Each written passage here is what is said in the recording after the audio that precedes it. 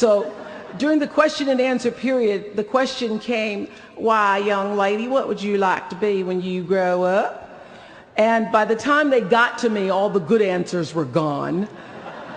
So I had seen Barbara Walters on the Today Show that morning, so I answered, I would like to be a journalist.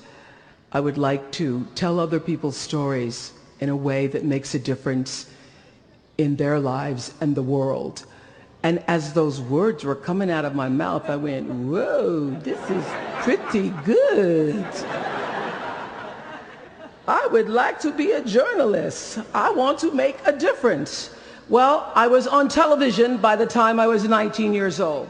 And in 1986, I launched my own television show with a relentless determination to succeed. At first, I was nervous about the competition, and then I became my own competition, raising the bar every year, pushing myself as hard as I knew. Sound familiar to anybody here? Eventually, we did make it to the top, and we stayed there for 25 years.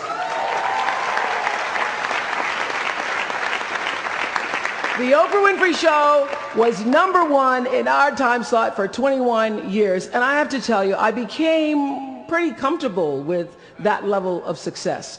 But a few years ago, I decided, as you will at some point, that it was time to recalculate, find new territory, break new ground. So I ended the show and launched OWN, the Oprah Winfrey Network. The initials just worked out for me.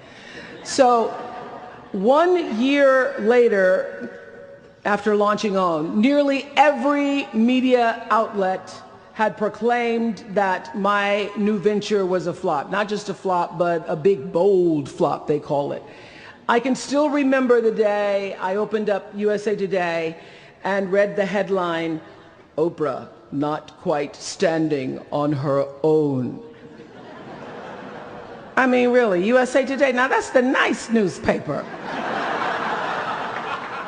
It really was, this time last year, the worst period in my professional life.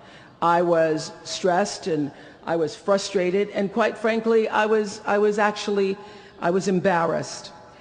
It was right around that time that President Faust called and asked me to speak here, and I thought, you want me to speak to Harvard graduates? What could I possibly say to Harvard graduates, some of the most successful graduates in the world, in the very moment when I had stopped succeeding? So I got off the phone with President Faust and I went to the shower. It was either that or a bag of Oreos. So I chose the shower.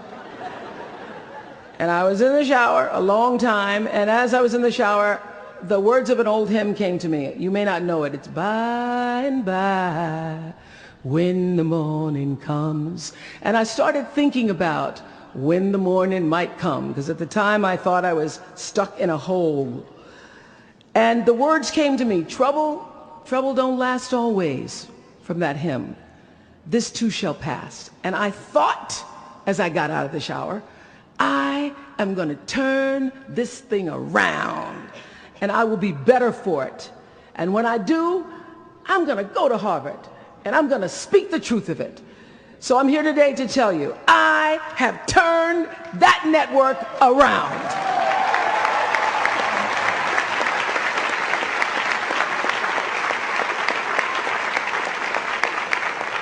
And it was all because I wanted to do it by the time I got to speak to you all. So thank you so much. You don't know what motivation you were for me. Thank you. I'm even prouder to share a fundamental truth that you might not have learned even as graduates of Harvard unless you studied the ancient Greek hero with Professor Naj. Professor Naj, who as we were coming in this morning said, please, Ms. Winfrey, walk decisively.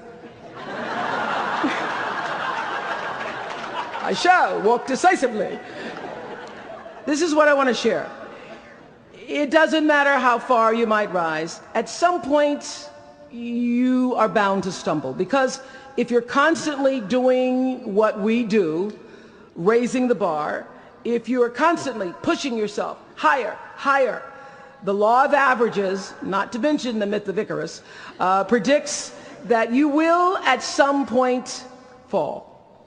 And when you do, I want you to know this, remember this, there is no such thing as failure. Failure is just life trying to move us in another direction. Now, when you're down there in the hole, it looks like failure. So this past year, I had to spoon feed those words to myself. And when you're down in the hole, when that moment comes, it's really okay to feel bad for a little while. Give yourself time to mourn what you think you may have lost. But then, here's the key. Learn from every mistake, because every experience, encounter, and particularly your mistakes are there to teach you and force you into being more of who you are. And then figure out what is the next right move. And the key to life is to develop an internal, moral, emotional GPS that can tell you which way to go. Because now and forevermore, when you Google yourself, your search results will read, Harvard 2013.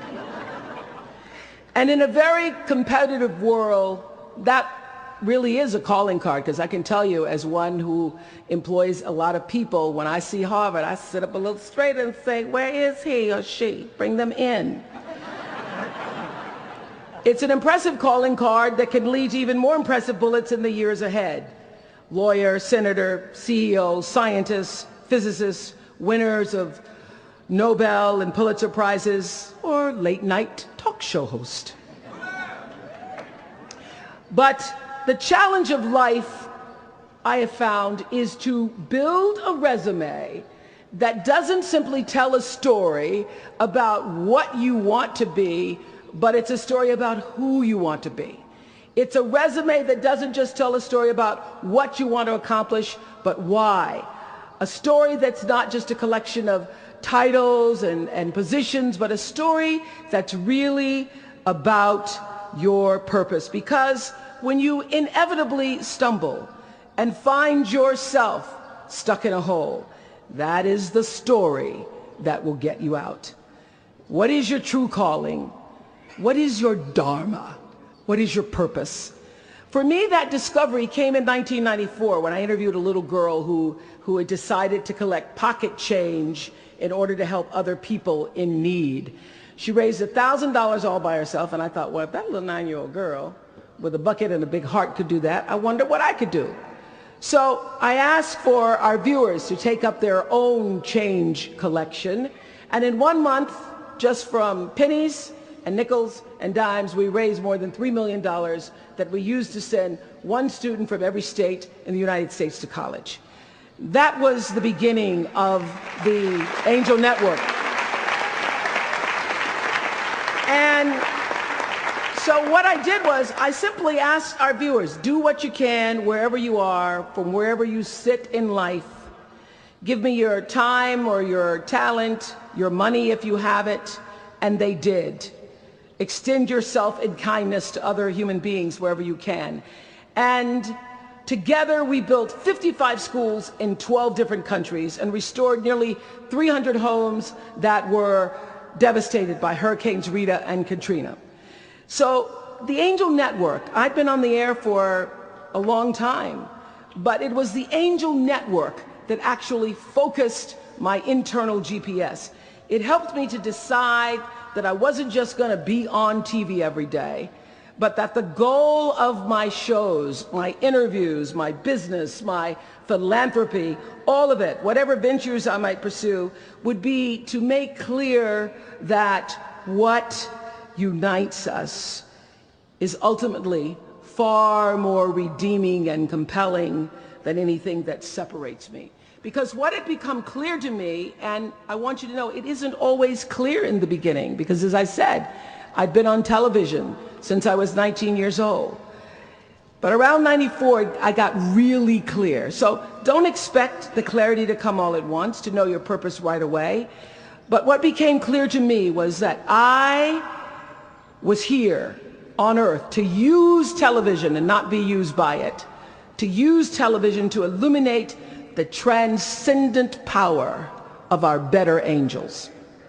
So this angel network, it didn't just change the lives of those who were helped, but